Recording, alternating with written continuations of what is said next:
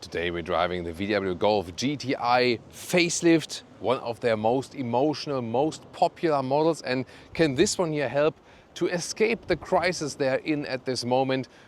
Later also talking about the current challenges VW is facing. Maybe you heard it from the news. But first of all, let's start here with the Golf GTI as it stands here right now, and the red GTI lettering right here. New with this facelift is the illuminated logo.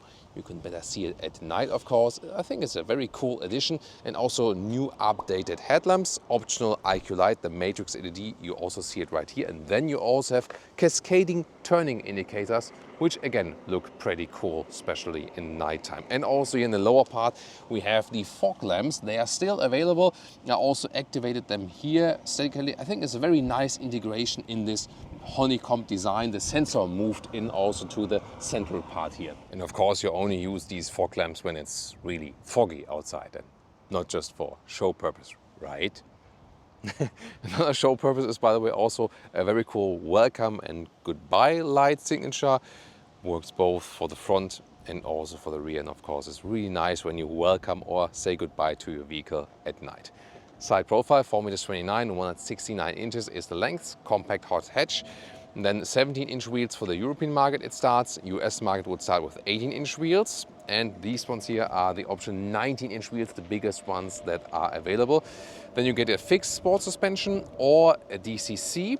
It's also with a special application when you pick the 19-inch wheels, for example, and we'll go into the comfort or sportiness or both features, the balance of that in the driving part very, very soon. Towards the rear, we have new tail lamps here in a rather three-dimensional modern style. This is also when you have the IQ light, then you have these special rear 3D lights. So when you go for that optional matrix LED, it looks most updated, so to speak. Lower part, real exhaust, because get your t-shirts right now from the Autogefühl fake exhaust police. There we are. And in this case, the fake exhaust police does not have a job today because these are real exhaust, standard exhaust. And well, we can listen to them very soon. I found the sound actually quite cool because they have like this plop and crackles still from the base exhaust. When you go for the Clubsport version, it's available in the European market, you can also get an Akrapovic exhaust that sounds, of course, even richer. And I find always pretty cool that here the logo flips when you open the trunk, or also the rear view camera is hidden behind that here, that it's protected against moisture and dust and so on. Yeah, and I asked Leah, and one of her favorite features are also the fog lamps. You know, you're not supposed, at least not in Germany, supposed to have them on while it's not foggy. So it's then always depending, are you following the law or not?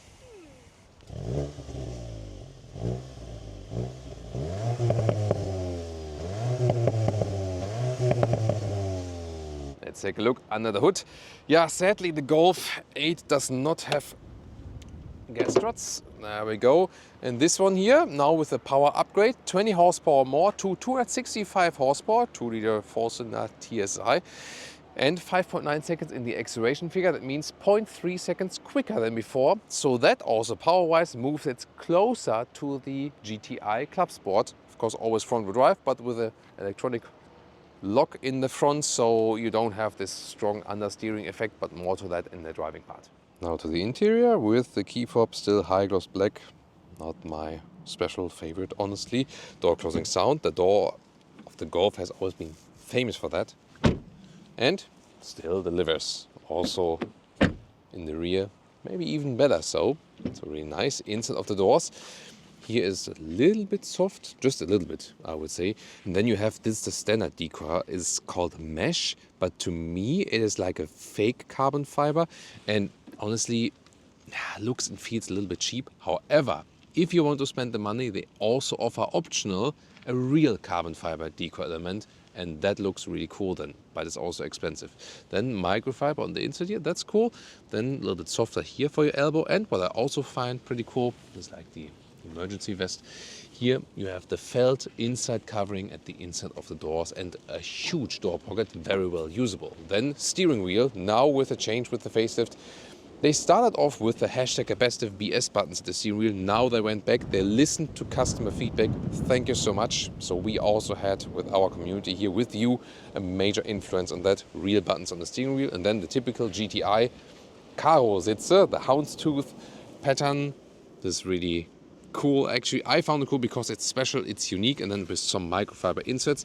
In the Clubsport version, you would also get a microfiber on the inside of the seat. That's, to me, maybe a little bit even cooler, I feel. And yeah, they house you in a little bit, so you're being kept tight in the corners, but not too tight. So I'm happy with the seats. With 189, 6'2", still some headroom left here above my head, and the steering wheel adjustment is manual here.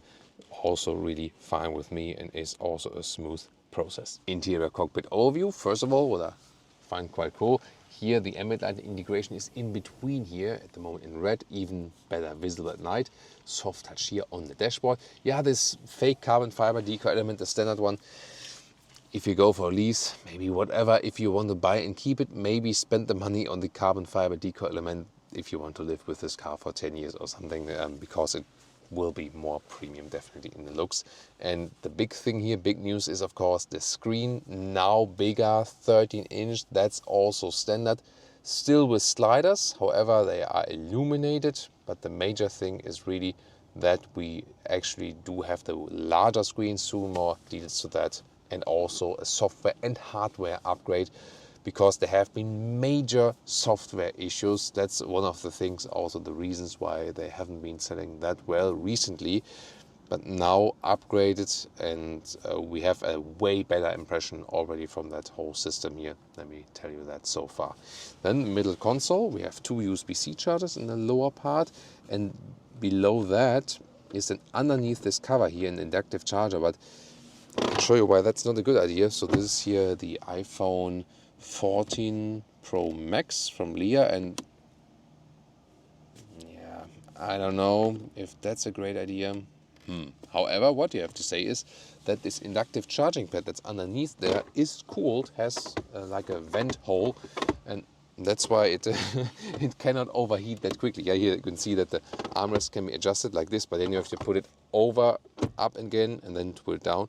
And also with soft on the top, but it could be a little bit softer, however, I feel, for long journeys. But then nice red contour stitches. They are also really precise, everything, and also how it's built here when you want to shake it left and right. That's all actually solid. Then in the middle part we have the cup holders, which you can let disappear here. Then you press the button, then it's back again. But yeah, for like paper cups, it's fine. But for, let's say, higher bottles, it's not that great, actually. And interesting that the key fob here does fit in this middle console right here. So you can put it here, for example, that fits in. A lot of high-gloss piano black that collects fingerprints and scratches really easily. Not a good idea. Integrated shifting lever, 7-speed DSG, always now for the GTI, and the start-stop engine button is here. So to select the driving modes, you always have to go here. That's the only possibility, or directly in the screen, of course, but this is then the shortcut. And then you can access the driving modes right here. So there we go. There are the driving modes, and I'll also tell you more about the DCC, this optional adaptive suspension, soon. Driver POV looks like this. Good size of the steering wheel, and then once again with the buttons you can really press. Also, for example, for the cruise control, nice to have them back, definitely. Digital instruments are actually nice to read. You can also control it here with the view button, and then change some views right here.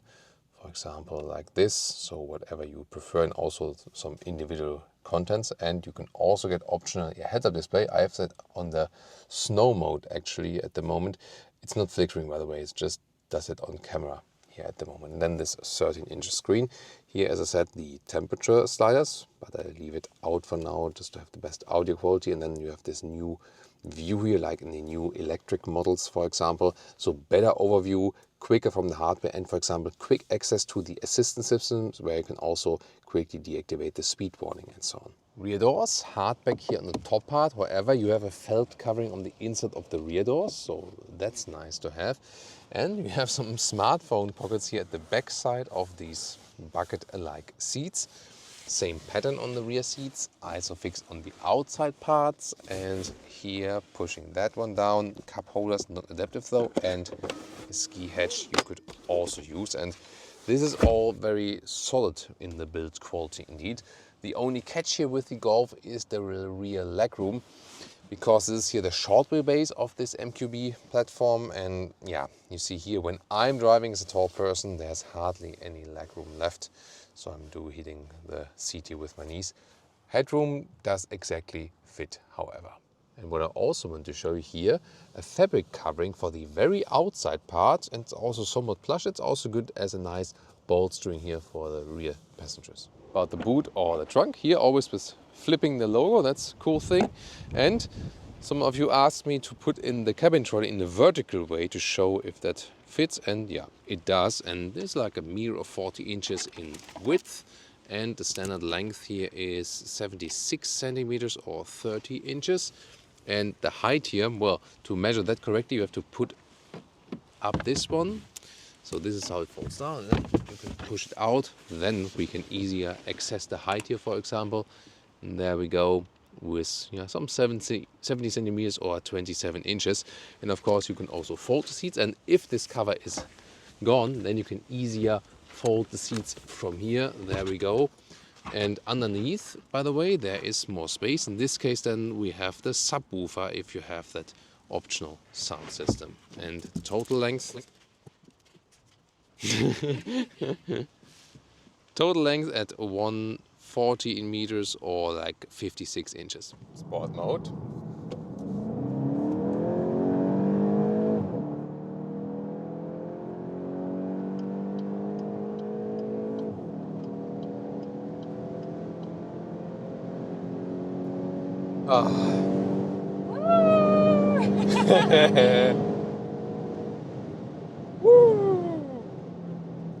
That was 200 kilometers an hour, 125 miles an hour. Yeah, and yes, in everyday driving life, I try to drive fuel efficient, definitely. But sometimes it just gives you this satisfied feeling. And yeah, you might say on the only hand, it's just a Golf, but hey, it's a Golf GTI. And exactly this. You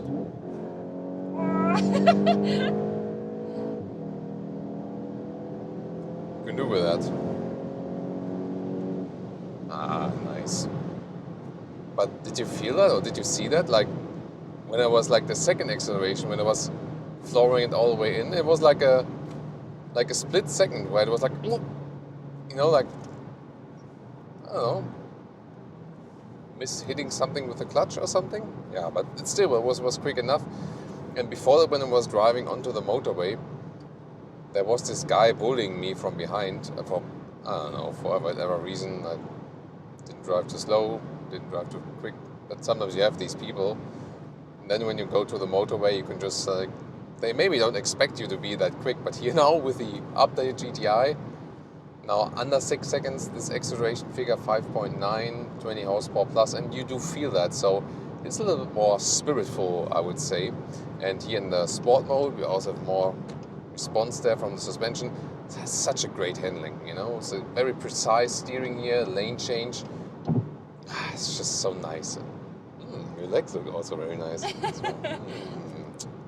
it out. High-grade leatherette, of course, yeah.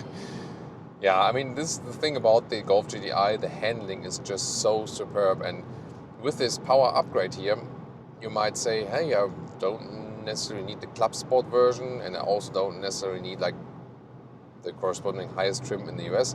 Here, German Autobahn today, they also in the US market have a trim called Autobahn, which is also like a higher trim level and so on.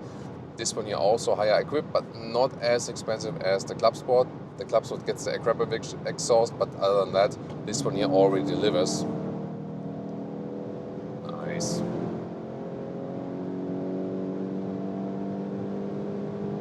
Yeah, very good acceleration. Wind noise, of course, gets kind of noisy when we're at really, really high speeds. There you feel it's only the compact segment. It's kind of windy outside today, though. I have to mention that.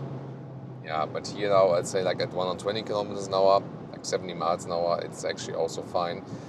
The great thing is that the DCC gives you good comfort, considering we have the 19-inch wheels here, so you can go different combinations. There's a fixed sport suspension option, you can get the DCC, the adaptive suspension, and you can go US market 18 or 19-inch wheels, and here in Europe you can go 17, 18 or 19-inch wheels.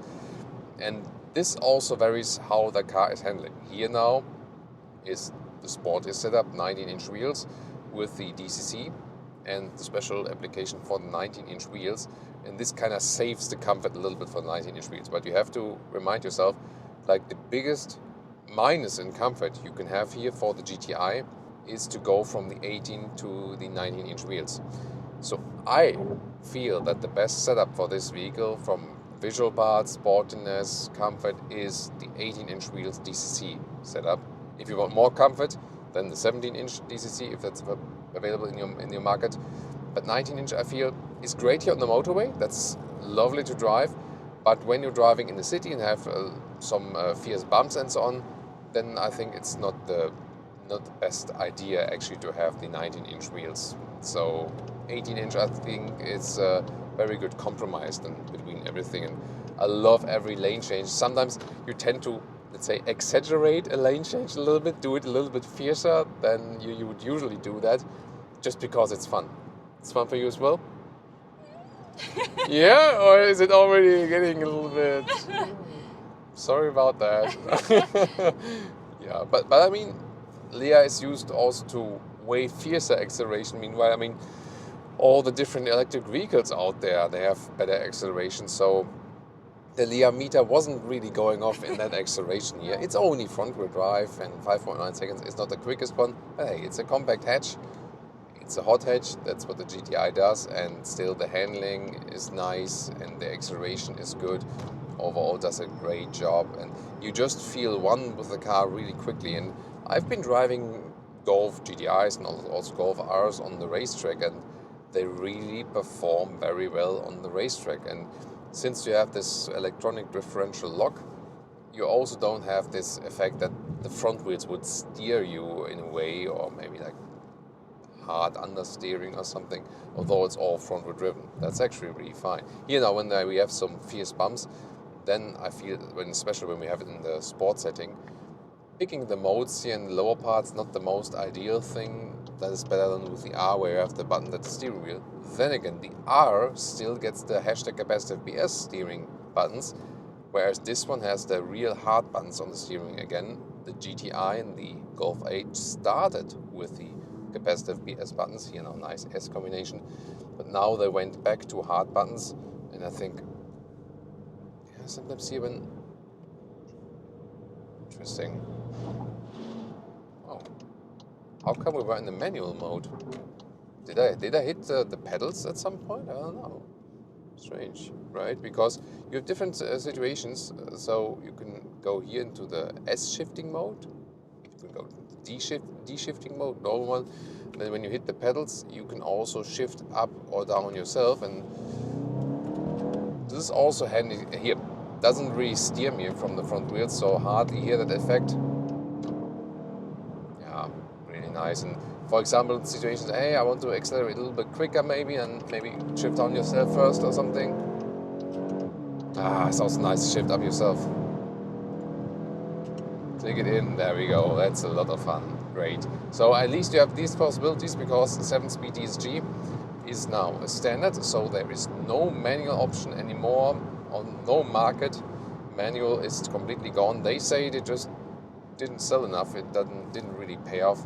Here, by the way, when you pull the shifting lever, you can directly change it again. And depending on the mode, here, for example, in the comfort mode, everything is more relaxed. Also better suspension comfort. So now it evens it out a little bit better. However, the DCC always rules in the spectrum. So it's always between comfort and sportiness. That's what it's making also quite good. I think I would also go for that one, at least, unless you really want specifically that very, very stiff ride of the fixed sport suspension. Then, by the way, here, cruise control, we can set it on the steering wheel, different mode, for example, the travel assist.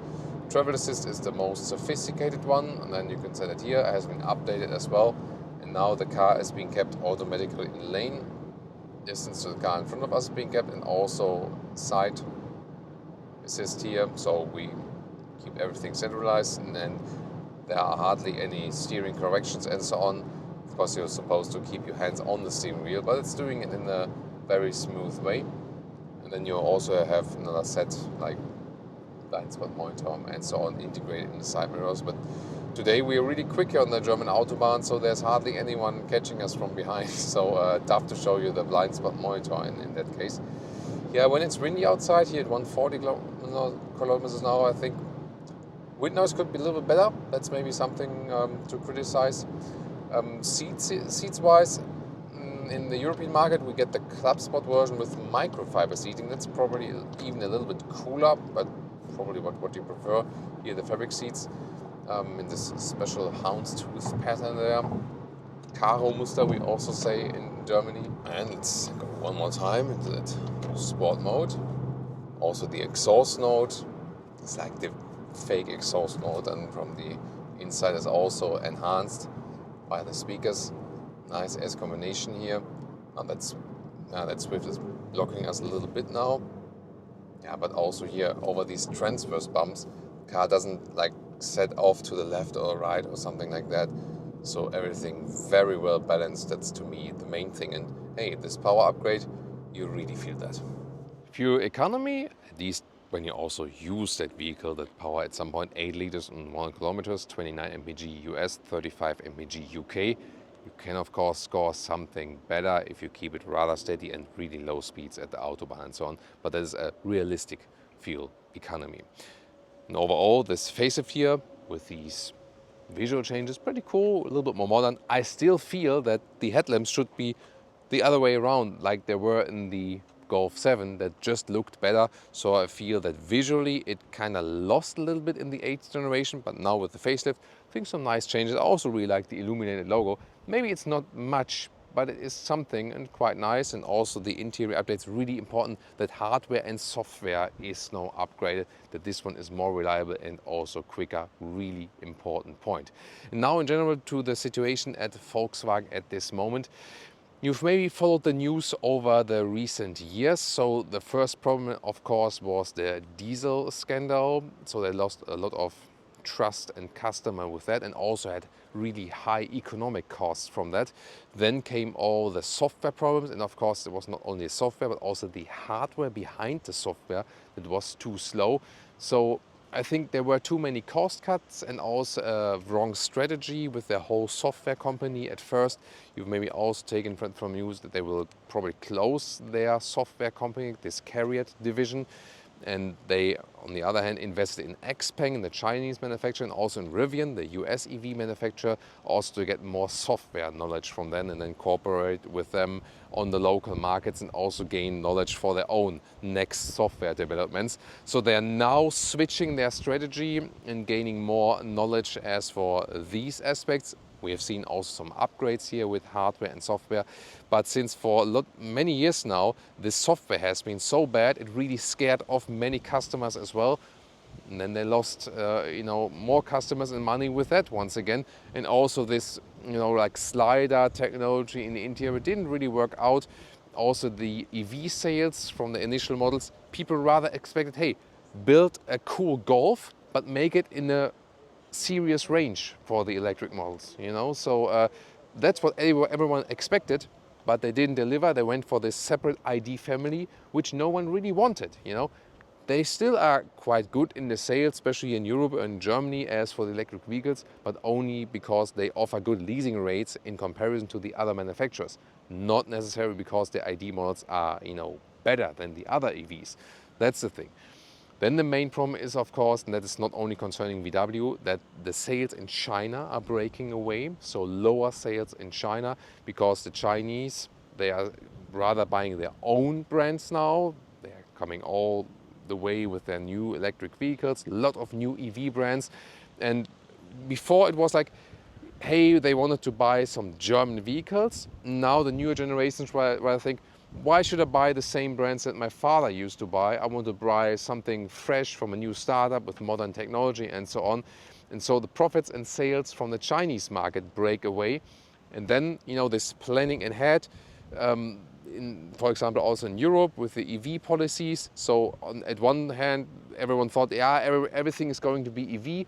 Now it's more like, yeah, EVs will be very important in the future and they will keep growing, but maybe not as quickly as expected. And then it's maybe not all EV again. And corporations had to set their strategy on that. And so on the one hand, VW was late with their EV strategy. And on the other hand, they now set everything and so much money into the EV investment, whereas there weren't so many EV sales as expected. So many problems, which were strategically, maybe at some point also wrong, but also the policy decisions are critical in a way that you cannot plan that much ahead from the competition. Yeah, everything is really complicated in the automotive industry nowadays, so it's also no wonder that VW has these structural problems.